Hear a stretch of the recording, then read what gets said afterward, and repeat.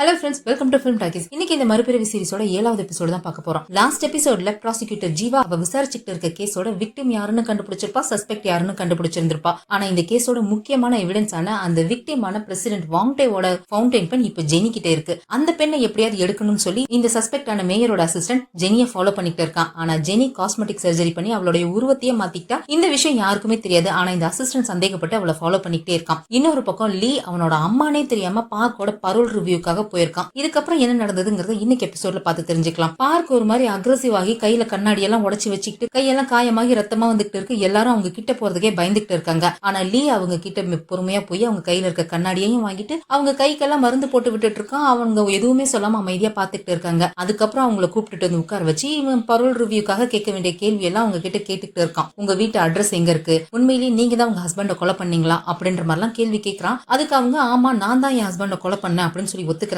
Last review வரைக்கும் நீங்க நான் கொலை பண்ணல அப்படின்னு சொல்லியிருக்கீங்க, எதுக்காக திடீர்னு இப்ப மட்டும் மாத்தி சொல்றீங்க அப்படின்ற மாதிரி கேக்குறானா. எனக்கு அப்ப மூளை சரியா வேலை செய்யல, அந்த மாதிரி சொன்னா மட்டும்தான் நான் சீக்கிரம் இங்க இருந்து வெளியில போக முடியும்னு நினைச்சேன், அதனாலதான் அப்படி சொன்னேன் அப்படின்ற மாதிரி சொல்லிட்டு அவங்க நிமிர்ந்து பாக்குறாங்க. எதிர்த்தாப்புல லீ உட்கார்ந்துருக்கான் இல்லையா, ஆனா இவங்களோட கண்ணுக்கு சின்ன வயசு கங்சுக்கு உட்கார்ந்துருக்க மாதிரி தெரியுது. பையன் எதிர்த்தாப்புல உட்கார்ந்துருக்கான்னு அவங்க ஒரு மாதிரி எமோஷனல் ஆகி அழ ஆரம்பிச்சிடுறாங்க. இங்க லீ இருந்துட்டு கேக்குறான், என்னாச்சு மேடம் தலை ஏதும் வலிக்குதா அப்படின்ற மாதிரி கேக்குறான். இவங்களுக்கு ஒன்னும் புரியல, எதுக்காக இவன் நமக்கு கங்சுக் மாதிரி தெரியறான் அப்படின்னு யோசிச்சுட்டு உன்னோட பேர் என்ன அப்படின்னு கேக்குறாங்க. அவன் லீச்சா அப்படின்னு சொல்றான். அதுக்கப்புறம் லீ கேக்குறான், எதுக்காக நீங்க வெளியில போகணும் அப்படின்னு எல்லாம் கேக்குறான். நான் என் பையனை தேடணும், என் பையன் கங்சுக் எங்க இருக்கான்னு தெரியல, நான் அவனை தேடி கண்டுபிடிக்கணும் அப்படின்ற மாதிரி சொல்றான். இவன் உடனே விசிட்டர்ஸ் லிஸ்ட் எடுத்து பாக்குறான். அதுல ஒரு தடவை கூட அவங்களோட பையன் கங்சுக் இவங்களை வந்து பார்க்கவே இல்லைன்னு தெரியுது. உங்க பையன் ஒரு தடவை கூட உங்களை வந்து பாக்கல அப்படின்னா ஒன்னு அவன் வெளிநாட்டுக்கு போயிருக்கணும், இல்லன்னா அவன் செத்து போயிருக்கணும் அப்படின்ற மாதிரி சொல்லிடுறான். இதை கேட்டுதான் அவங்க பயங்கரமா டென்ஷன் ஆயிடுறாங்க. அவனோட சட்டையை பிடிச்சிடுறாங்க. எவ்வளவு தைரியம் தான் என் பையன் செத்து போயிட்டான்னு சொல்லியிருப்பேன், கண்டிப்பா அவன் செத்து இருக்க மாட்டான், அவன் உயிரோட தான் இருப்பான், நான் கண்டிப்பா அவனை கண்டுபிடிப்பேன், நான் கிரைம் பண்ணியிருக்கேன் தான், ஆனா நான் செஞ்ச ஒரே ஒரு கிரைம் என் பையன் கூட நான் இல்லாதது மட்டும்தான், அவனுக்கு நான் செஞ்ச தப்புக்காக நான் பிராயச்சித்தம் பண்ணணும்னு நினைக்கிறேன், அவனை கண்டிப்பா தேடி கண்டுபிடிப்பேன் அப்படின்னு சொல்லிட்டு ஒரு மாதிரி எமோஷனல் ஆகி பயங்கரமா டென்ஷன் ஆகி அக்ரெசிவா கத்திடுறாங்க. அங்க இருந்து அவங்களை இழுத்துட்டு போயிடுறாங்க. இதை பார்த்துட்டு சீஃப் யாங்க இருந்துட்டு இவங்களுடைய பரோலை கேன்சல் பண்ணிடுப்பா, இந்த நிலைமையில இவங்களை வெளியில அனுப்புறது ரொம்ப கஷ்டம் அப்படின்ற மாதிரி சொல்றாங்களா. ஆனா லீக் அது சரின்னு படல. அவன் என்ன யோசிச்சான்னு தெரியல, பரோல் கேன்சல் அப்படின்னு எழுதுறதுக்கு பதிலா பரோல் பெண்டிங் அப்படின்ற மாதிரி எழுதி சைன் போட்டு கொடுத்துறான். ஏன்டா அப்படி எழுதுன அப்படின்னு கேட்டா, எனக்கு என்னமோ அவங்களோட கேஸ் ஒரு மாதிரி உறுத்திக்கிட்டே இருக்கு, அவங்களோட பையன் கங்சுக் கொஞ்சம் எங்க இருக்கான்னு கண்டுபிடிச்சு கொடுக்க முடியுமா அப்படின்ற மாதிரி கேட்கறான். டே இது நம்ம தேவையில்லாத வேலைடா, எதுக்குடா இதை பார்க்கணும் அப்படின்ற மாதிரி கேட்டுக்கிட்டு இருக்காரு. தயவு செஞ்சு கண்டுபிடிங்க சார் அப்படின்ற மாதிரி இவன் சீஃப் யாங் கிட்ட கெஞ்சிக்கிட்டு இருக்கான். அப்போ சீஃப் யாங்குக்கு ஒரு இன்ஃபர்மேஷன் வருது, இந்த மேயரோட அசிஸ்டன்ட் சேகங்கோட கட்டுப்பாட்டுல இருந்து எஸ்கேப் ஆகி போயிட்டான் அப்படின்னு சொல்லி. அவன் எஸ்கேப் ஆகி போயிட்டானா கண்டிப்பா இந்த கேஸோட முக்கியமான எவிடன்ஸ் அந்த ஃபவுண்டைன் பென் தான். அந்த ஃபவுண்டைன் பென் தான் இப்ப ஜெனி கிட்ட இருக்கு அப்படிங்கறது லீ கண்டுபிடிச்சிருப்பான் இல்லையா. அவன் கண்டிப்பா ஜெனியை தேடி தான் போயிருக்கணும், ஜெனி கிட்ட அந்த பென் இருக்கு, அதனால அவன் ஜெனியை தான் ஃபாலோ பண்ணி போயிருக்கணும் அப்படின்னு சொல்லிட்டு அவனோட போன் லொகேஷன் எங்க இருக்குன்னு கண்டுபிடிங்க, நம்ம அவனை ஃபாலோ பண்ணிட்டு போலாம் அப்படின்ற மாதிரி இங்க லீ சொல்லிட்டு இருக்கான். கட் பண்ணா ஜெனியை தான் காமிக்கிறாங்க. அவ ஒரு கிளப்ல நியூ இயர் பார்ட்டிக்காக வந்திருக்கா. அதே கிளப்ல தான் இந்த மேயரோட அசிஸ்டன்ட்டுமே இருக்கான், ஜெனியை ஃபாலோ பண்ணிட்டு வந்திருக்கான் போல இருக்கு. அதே கிளப்புக்கு லீயும் சீஃப் யாங்குமே வராங்க. இவங்க தான் ஒரு வாண்டட் போஸ்டர் அடிச்சு வச்சிருந்தாங்களே ஜெனியோட போட்டோவை போட்டு, அந்த போஸ்டர் எடுத்துக்கிட்டு அந்த கிளப்புக்கு வராங்க. இந்த பொண்ணு இந்த கிளப்புக்குள்ள இல்ல சார் அப்படின்ற மாதிரி தான் அங்க இருக்க பவுன்சர்ஸ் எல்லாம் சொல்றாங்க. நாங்களே போய் தேடிக்கிறோம் அப்படின்னு சொல்லிட்டு இவங்க உள்ள வந்து பாக்குறாங்க. உள்ள வந்ததுமே அவன் முதல்ல ஜெனியை தான் பாக்குறான். பார்த்ததுமே அட்ராக்ட் ஆயிட்டான். அவளுமே லீய பாத்துடுறா. ஆனா அவனுக்கு கண்டிப்பா நம்மள அடையாளம் தெரியாது அப்படின்னு சொல்லிட்டு வேணும்னே அவனை கண்டுக்காத மாதிரியே சுத்திக்கிட்டு இருக்கா. இவன் நேரம் ஜெனி கிட்டே போய் இவன் வச்சிருக்க பழைய ஜெனியோட வாண்டட் போஸ்டர் காமிச்சு இந்த பொண்ணை எங்கேயாவது பாத்திருக்கீங்களா அப்படின்ற மாதிரி கேட்கறான். அதை பார்த்ததுமே அவன் டென்ஷன் ஆயிட்டு பேப்பர் பிடிச்சி கசக்கிறா. அதுக்கப்புறம் தான் ரியலைஸ் பண்ணிட்டு சாரி எதுக்காக இந்த பொண்ணு தேடுறீங்க அப்படின்னு கேட்கறாளா. இந்த பொண்ணு ஒரு மோசமான கிரிமினல் மேடம், நடமாடும் நாட்டு வெடிகுண்டு, அதனாலதான் அந்த பொண்ணை நான் தேடிக்கிட்டு இருக்கேன் அப்படின்ற மாதிரி சொல்றானா. அதை கேட்டதை அவ கடுப்பாயிட்டு ஆமாமா அந்த பொண்ணை நான் பாத்திருக்கேன், இப்படியே நேரா போனீங்கன்னா அப்படின்னு சொல்லிட்டு நேரா கையை காமிக்கிறேன்னு சொல்லி அவன் மூக்குக்கு நேரா கையை நீட்டி அவன் மூக்கு அடிச்சு உடைச்சிடுறா. அதுக்கப்புறம் தான் சொல்றா சாரி சார் இந்த பொண்ணு நான் பார்த்தது இல்ல அப்படின்ற மாதிரி சொல்றான். அப்படியே பேச்சு வாக்குல ரெண்டு பேரும் பேசிக்கிட்டு கடல போட்டுக்கிட்டு நின்னுட்டு இருக்காங்களா. அந்த இடத்துக்கு ஜீவாவும் அவ டீம்ல இருக்கிற 2 டிடெக்டிவ்ஸும் வந்துடுறாங்க. இவன் இப்படி இந்த பொண்ணு கிட்ட நின்று கடலை போட்டுட்டு இருக்கிறத பார்த்ததும் நேரா வந்து அவன் காதை பிடிச்சி இழுத்துட்டு போறான். என்ன வேலை பார்க்க சொன்னா, என்ன வேலைடா பாத்துக்கிட்டு இருக்க அப்படின்னு சொல்லிட்டு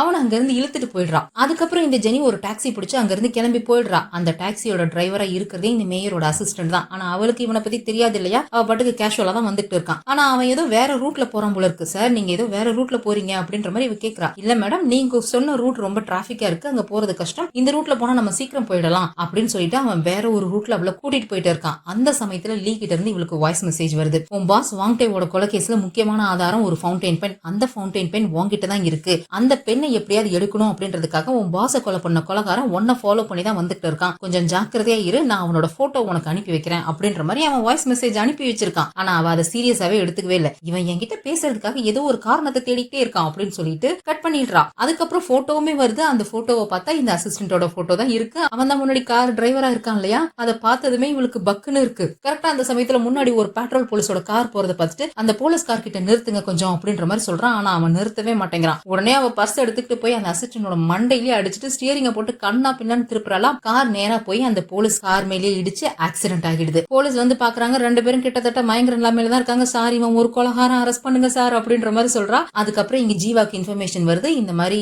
மேயரோட அசிஸ்டன்ட புடிச்சாச்சு, அவனை ரிப்போர்ட் பண்ணுனது ஜெனி தான் அப்படின்ற இன்ஃபர்மேஷன் வருது. இப்படி ஜெனிக்கு ஆக்சிடென்ட் ஆயிடுச்சு அப்படின்ற இன்ஃபர்மேஷன் அவளோட அம்மாவுக்குமே போகுது. அவங்க பதறி போய் ஹாஸ்பிட்டலுக்கு வராங்க. அவங்களும் அவங்களோட அந்த அசிஸ்டன்ட் தான் ஹாஸ்பிட்டலுக்கு வராங்க. கரெக்டா அவங்க உள்ள வர நேரத்துக்கு நல்ல குண்டா ஒரு பொண்ணு ஸ்ட்ரக்சர்ல உடம்பு பூரா கட்டு போட்டு தூக்கிட்டு போறாங்களா. அதுதான் ஜெனி நினைச்சிட்டு அங்க போய் நின்னுட்டு அழுதுட்டு இருக்காங்க. அம்மா ஜெனி, நீ செஞ்ச தப்பு எல்லாத்தையும் நான் மறந்துடுறேமா, மன்னிச்சிடுறேமா, நீ உயிரோட திரும்பி மட்டும் வந்துருமா அப்படின்னு சொல்லிட்டு அது யாருன்னே தெரியல அவங்கள பிடிச்சி கட்டி பிடிச்சி அழுதுகிட்டு இருக்காங்க. அவங்களால பேசக்கூட முடியல, கையை மட்டும் தூக்கி ஆட்டி ஆட்டி காமிச்சுக்கிட்டு இருக்காங்க, நான் இல்லன்னு சொல்லி. ஆனா அதை இவங்க கண்டுக்கவே இல்ல. கரெக்டா அந்த சமயத்துல ஜெனி அந்த பக்கம் வந்தவ இதெல்லாம் பார்த்துட்டு சிரிச்சு நின்னுட்டு இருக்கா. அவங்க உட்கார்ந்து அழுதுகிட்டு இருக்காங்க, என் ஜெனிக்கு இப்படி ஆயிடுச்சே அப்படின்னு சொல்லிட்டு. அவ பின்னாடி வந்து நின்று அம்மா அப்படின்னு சொல்லி கூப்பிடுறா. யார் மணியே, நான் உன் அம்மா இல்ல அப்படின்னு சொல்றாங்களா. நான் அந்த அம்மா உன் பொண்ணு ஜெனி, என்ன கூட உனக்கு அடையாளம் தெரியலையா அப்படின்ற மாதிரி சொல்றாளா. என்னடி நடக்குதுங்க அப்படின்னு அவங்க தூக்கி வாரி போட்டு 2 பக்கம் மாத்தி மாத்தி பாத்துட்டு இருக்காங்க. கொஞ்ச நேரத்துக்கு முன்னாடி நீங்க சொன்னீங்களே நான் செஞ்ச தப்பையெல்லாம் மன்னிச்சிடுறேன்னு சொல்லி, அது உண்மைதானே அப்படின்ற மாதிரி கேக்குறாளா. அவங்க விரட்டி அவளை அடிச்சுக்கிட்டு இருக்காங்க.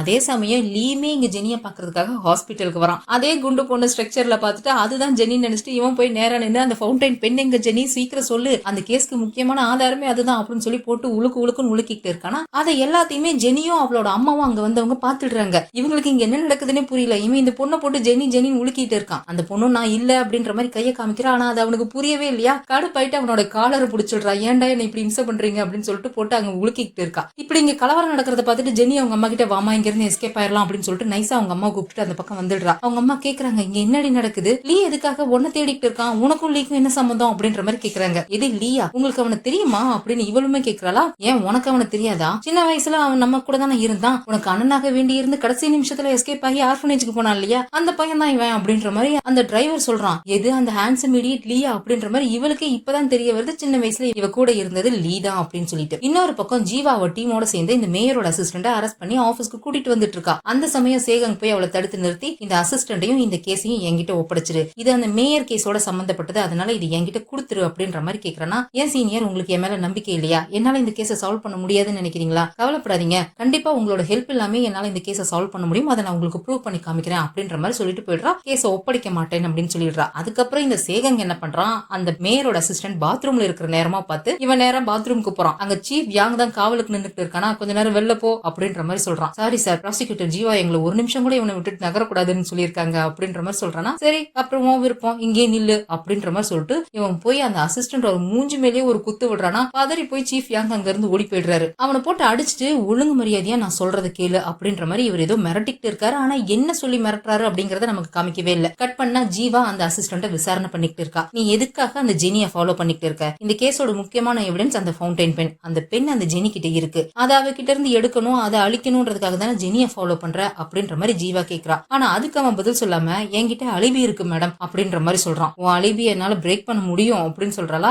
என்னோட வக்கீல் இல்லாம நான் யார்கிட்டயும் எதுவும் பேச மாட்டேன் அப்படின்ற மாதிரி சொல்லிடுறான். அப்படியே கட் பண்ணா இந்த லாயர் ஹவாங்க தான் காமிக்கிறாங்க. அவன் நேரா மேயர் கிட்ட போய் இந்த மாதிரி உங்களோட அசிஸ்டன்ட் அவனோட கேஸ்ல அவனை டிஃபெண்ட் பண்றதுக்கு என்ன கேட்டிருக்கான், நான் என்ன பண்றது அப்படின்ற மாதிரி கேக்குறான். அது மட்டும் இல்லாம இந்த கேஸ்ல அவன் எல்லா தப்பையும் நான் தான் செஞ்சேன்னு அவனே ஒத்துக்கிட்டா மட்டும்தான் உங்க பேர் இதுல வெளியில வராம இருக்கும், இல்லன்னா அவன் ஏதாவது ஒரு வகையில உங்க பேரை உள்ள இழுக்கிறதுக்கு வாய்ப்பு இருக்கு அப்படின்ற மாதிரி இந்த லாயர் ஹவாங் சொல்றானா. உடனே இந்த மேயர் வந்து ஒரு சின்ன மாத்திரையை எடுத்து அவன் கிட்ட கொடுத்து, இந்த மாத்திரையை கொண்டு போய் என்னோட அசிஸ்டன்ட் கிட்ட கொடு, அவன் அதை சாப்பிட்டான் அப்படிங்கறத நீ கண்ணால பார்த்து கன்ஃபார்ம் பண்ணிட்டு வா அப்படின்ற மாதிரி சொல்லி ஒரு மாத்திரையை கொடுக்குறான். இவனும் நேரா ப்ராசிக்யூட்டர் ஆபீஸ்ல இருக்கிற அந்த அசிஸ்டன்ட பாக்குறதுக்காக போறான். இந்த கேஸ்ல நீ தப்பிச்சு வெளியில வரதுக்கு வாய்ப்பே இல்ல, அதனால மேயர் இதை உங்ககிட்ட கொடுக்க சொன்னாரு அப்படின்னு சொல்லி இந்த மாத்திரையையும் எடுத்து வச்சு ஒரு டம்ளர் தண்ணியையும் எடுத்து வைக்கிறான். இதை என்கிட்ட கொடுக்கும் போது மேயர் சொன்னாரு, நீ மேயர் கடன் பட்டிருக்கியான், அந்த கடனை திருப்பி செலுத்த வேண்டிய நேரம் இதுதான் அப்படின்ற மாதிரி சொன்னாரு. இந்த மாத்திரையை சாப்பிட்டினா இதோட எஃபெக்ட் 10 மணி நேரம் கழிச்சுதான் ஸ்டார்ட் ஆகும், அதனால யாருக்கும் மேயர் மேல எந்த சந்தேகமும் வராது அப்படின்ற மாதிரி சொல்லிட்டு மாத்திரையை எடுத்து வைக்கிறான். மேயர் கிட்ட நான் மன்னிப்பு கேட்டேன்னு சொல்லுங்க, அவருக்கு நான் லாயலா இல்லாம போனதுக்கு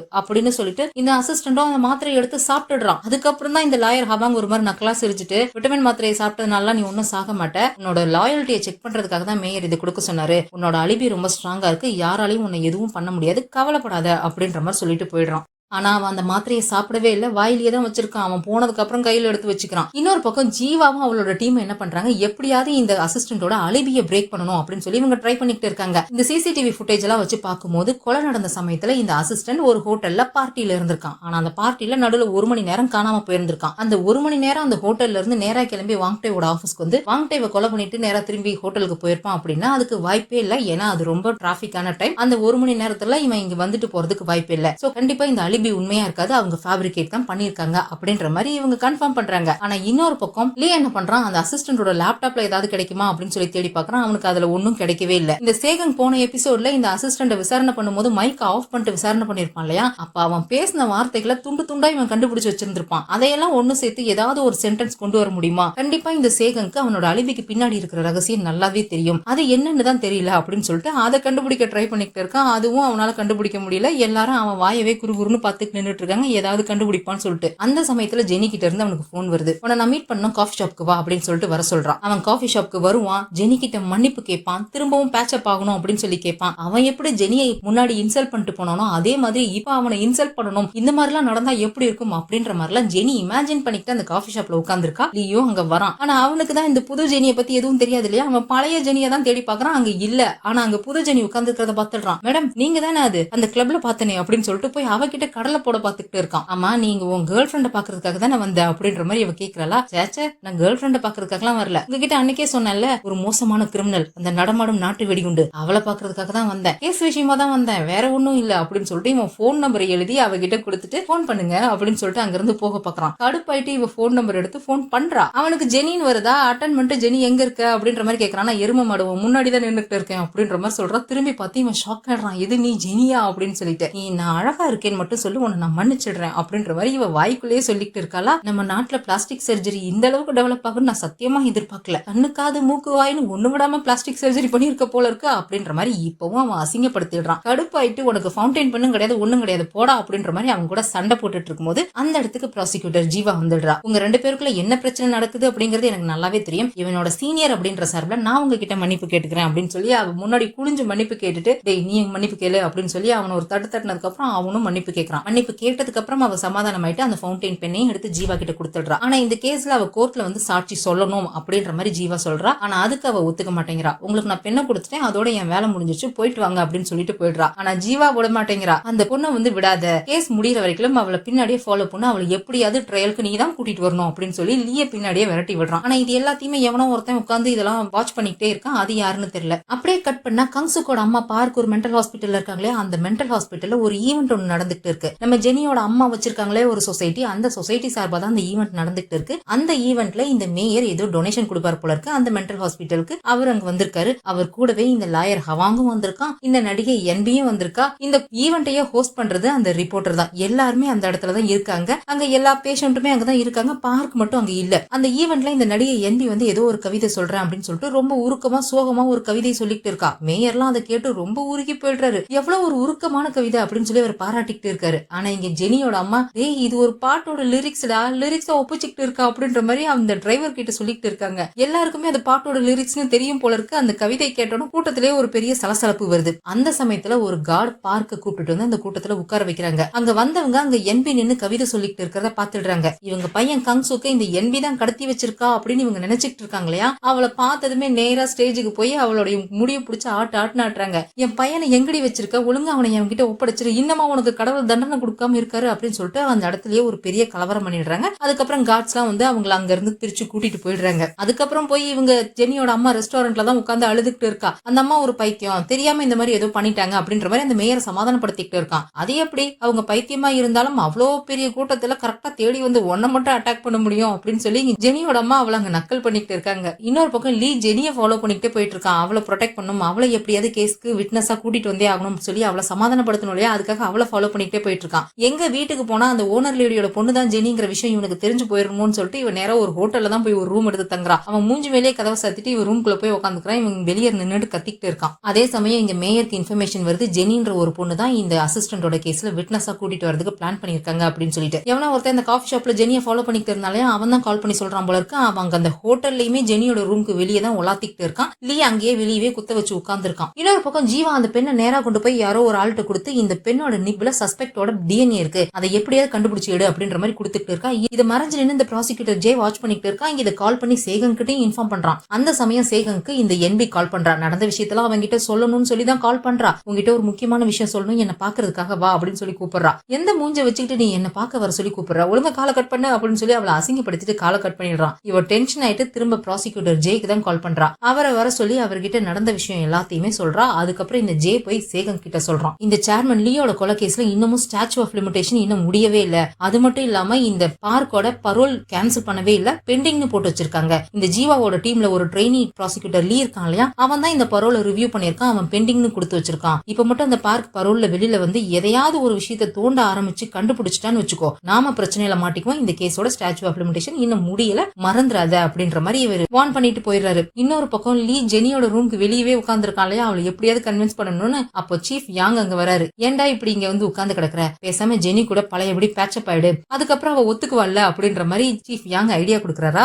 அதுக்கு லீ ஒரு விஷயம் சொல்றான், நான் ஆர்ஃபனேஜ்ல இருந்தப்போ எதிர்த்தாப்புல ஒரு பேக்கரி இருந்துச்சு, அந்த பேக்கரியில செய்யற பன்னு எனக்கு ரொம்ப பிடிக்கும். ஒரு நாள் அந்த பன்னு எப்படி செய்யறாங்கன்னு நான் பாக்குறதுக்காக போனேன். அந்த பேக்கரியோட ஓனர் மாவை பிசையும் போது கையை ஈரம் பண்றதுக்காக 2 கையிலும் எச்சு துப்பி மாவை பிசைஞ்சான். அதை நான் பார்த்ததுக்கு அப்புறம் அந்த பன்னு எவ்வளவு டெம்டிங்கா இருந்தாலும் அதை பார்க்கும்போது எனக்கு அருவருப்பா மட்டும்தான் இருந்துச்சு அப்படின்னு சொல்றானா. இப்ப நீ என்ன சொல்ல வர, ஜெனி எவ்வளவு அழகா மாறினாலும் உனக்கு பழைய ஜெனி மாதிரி தான் தெரியவான்னு சொல்றியா அப்படின்ற மாதிரி சீஃப் யாங் கேக்குறாரா. அவன் ஆமான்ற மாதிரி சொல்லி விட்டுடுறான். இது எல்லாத்தையுமே உள்ள இருந்துட்டு ஜெனி ஒட்டு கேட்டுடுறா. இவன் சின்ன வயசுல இருந்தே இவளை இன்சல்ட் பண்ணிக்கிட்டே தானே இருப்பான், அதையெல்லாம் யோசிச்சு பார்த்துட்டு உன்னை நான் கண்டிப்பா பழி வாங்க வேண்டாம் அப்படின்ற மாதிரி சொல்லிக்கிட்டு இருக்கா. அதே சமயம் இங்க வெளியே உட்கார்ந்துருக்க யாங்குக்கும் லீக்கும் ஒரு வெயிட்டர் ஜூஸ் கொண்டு வந்து கொடுக்குறான். உங்களுக்கு கொடுக்க சொல்லி கொடுத்தாங்க அப்படின்னு சொல்லிட்டு ஜெனி தான் ஆர்டர் பண்ணிருப்பா அப்படின்னு நினைச்சிட்டு இவங்களும் ஜூஸ் எடுத்துக்கிறாங்க. ஆனா அந்த ஜூஸ் அனுப்பி வச்சது எவனோ ஒருத்தன் ஜெனியை ஃபாலோ பண்ணிட்டு இருந்தாலையா, அவன் தான் அந்த ஜூஸ்ல எனத்தையோ கலந்துதான் கொடுத்து வச்சிருக்கான். சீஃப் யாங் ஜூஸ் ஃபுல்லா குடிச்சிட்டாரு. ஆனா லீ குடிக்கவே இல்ல. ஒரு முக்கியமான விஷயம் டிஸ்கஸ் பண்ணணும் வாங்க அப்படின்னு சொல்லிட்டு யாங் இவன் தனியா கூப்பிட்டு போய் ஜெனியை எப்படியாவது இம்ப்ரெஸ் பண்ணணும், அதுக்கு நீங்க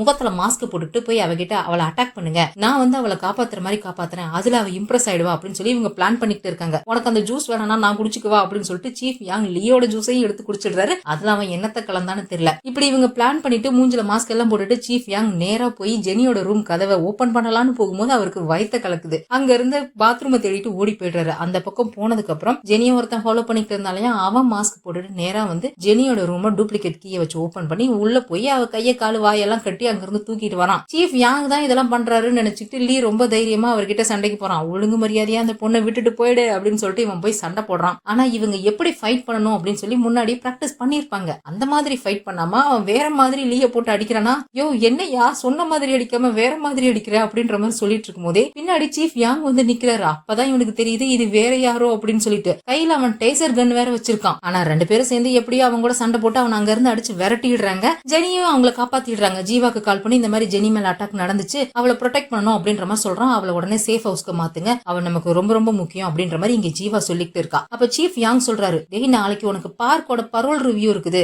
நான் ஜெனியை பாத்துக்கிறேன், நீ அந்த பரோல் ரிவ்யூக்கு போ அப்படின்ற மாதிரி சொல்றாரு. சரி அவங்களோட பையன் கங்சுக்க நான் கண்டுபிடிக்க சொன்னனே, கண்டுபிடிச்சிங்களா அப்படின்ற மாதிரி லீ கேக்குறானா. நான் எனக்கு இருக்கிற இன்ஃபுளுன்ஸ் யூஸ் பண்ணி நாடு பூரா தேட சொல்லிட்டேன், ஆனா அந்த கங்சுக் எங்கேயுமே இருக்கிற மாதிரி தெரியவே இல்ல அப்படின்ற மாதிரி சொல்றாங்க. கட் பண்ணா மென்டல் ஹாஸ்பிட்டல்ல இருக்க பார்க்க தான் காமிக்கிறாங்க. பார்க்க மீட் பண்றதுக்காக சேகங் வந்திருக்கான். சேகங் தான் சேர்மன் லீய கொலை பண்ணதுல முக்கியமான குற்றவாளிங்கிறது இவங்களுக்கு தெரியாது இல்லையா. இவங்க இன்னமும் சேகங் இவங்க பக்கம் இருக்கிறதா தானே நினைச்சிட்டு இருக்காங்க. இவங்க நடிகை என்பியை பார்த்த விஷயத்தெல்லாம் இவங்க கிட்ட இன்ஃபார்ம் பண்றாங்க. அவதான் கங்சுக்கு கடத்தி வச்சிருக்கா அப்படின்ற மாதிரி சொல்றாங்க. இல்ல கங்சுக்க பத்தி என்பிக்குமே தெரியாது, கங்சுக் எங்க இருக்கானே தெரியாது அப்படின்ற மாதிரி இந்த சேகங் சொல்லி விட்டுறான். ஒருவேளை கங்சுக் நிஜமாலுமே செத்து போயிட்டானா, அவன் உயிரோடவே இல்ல அப்படின்னா நான் உயிரோட இருக்கிறதுக்குள்ள என்ன பிரயோஜனம் அப்படின்ற மாதிரி இவங்க இங்க அழுதுகிட்டு இருக்காங்க. கரெக்டா இப்படி இவங்க 2 பேரும் பேசிக்கிட்டு இருக்க அதே சமயத்துலதான் லீ பரோல் ரிவ்யூக்காக அந்த இடத்துக்கு வரவன் இவங்க 2 பேரும் பேசிக்கிட்டு இருக்கிறதையுமே பாத்துடுறான். அப்படி இவங்க பேசிக்கிட்டு இருக்கும் போதே இவங்க ரூமோட டோர் ஓபன் பண்ணிட்டு யாரோ உள்ள வராங்க. பார்க்க திரும்பி பாக்குறாங்களா, அங்க உள்ள வரது இவங்களுக்கு சின்ன வயசு கங்சுக் மாதிரி தெரியுது. கங்சுக் நீ வந்துட்டியா அப்படின்னு சொல்லிட்டு வேகமா ஓடி போய் கட்டி பிடிச்சிக்கிறாங்க. ஆனா அங்க வந்திருக்கிறது லீ தான். சேகங்க்கு ஒன்னும் புரியல, பார்த்து ஷாக்கா போய் பாத்துக்கிட்டு இருக்கான். இதோட இந்த எபிசோட் முடியுது. இதுக்கப்புறம் என்ன நடந்துச்சுங்கிறத அடுத்த எபிசோட்ல பார்த்து தெரிஞ்சுக்கலாம். இந்த வீடியோ பிடிச்சிருந்தா லைக் பண்ணிடுங்க, அப்படியே ஃப்ரெண்ட்ஸ்க்கு ஷேர் பண்ணிடுங்க. மறக்காம ஹை பையன் தட்டி விட்டுட்டு ஃபிலிம் டாக்கீஸ்க்கு சப்ஸ்கிரைப் பண்ணிடுங்க. அடுத்த எபிசோட்ல சந்திக்கலாம். பாய்.